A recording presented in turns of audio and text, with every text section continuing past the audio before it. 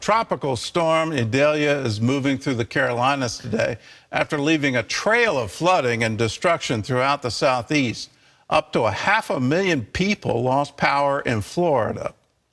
Well, even though the storm wasn't as damaging as was feared, the high winds still destroyed homes, sent debris flying, and the rains turned streets into rivers.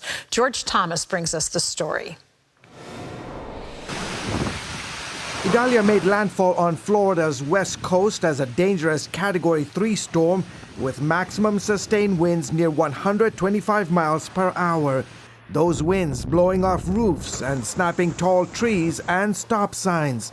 Some roads in northern Florida were briefly impassable with downed power lines strewn across streets. In Tallahassee, the Florida governor's wife posting this picture on social media of a 100-year-old oak tree falling on the governor's mansion.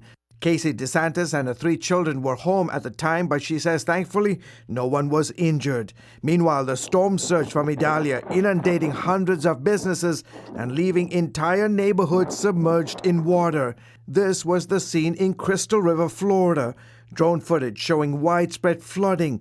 County sheriff officials there using rescue airboats to evacuate residents trapped by high waters. And even beyond Florida, Idalia was a harrowing experience for some. Holy that car's flying! In Goose Creek, South Carolina, a motorist capturing this moment as a tornado sends a car flying through the air. Thankfully, no serious injuries there. Still, residents from southwest Florida to North Carolina breathing a sigh of relief after Hurricane Idalia left less damage than feared. Just thanking God every minute that, well, we're still here and, this stuff is nothing, as long as everybody's okay. Some communities along Florida's Gulf Coast face a long cleanup ahead. We're going to go with it and have a good attitude about it.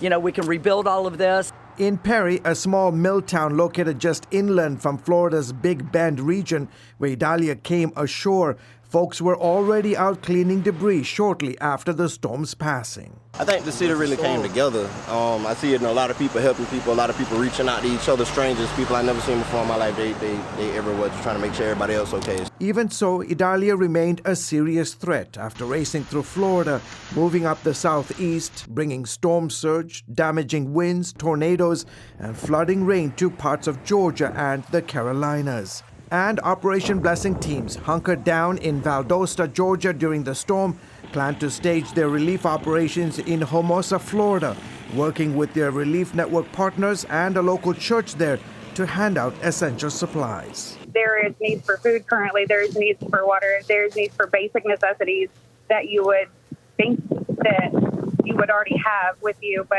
currently they don't have any. George Thomas, CBN News.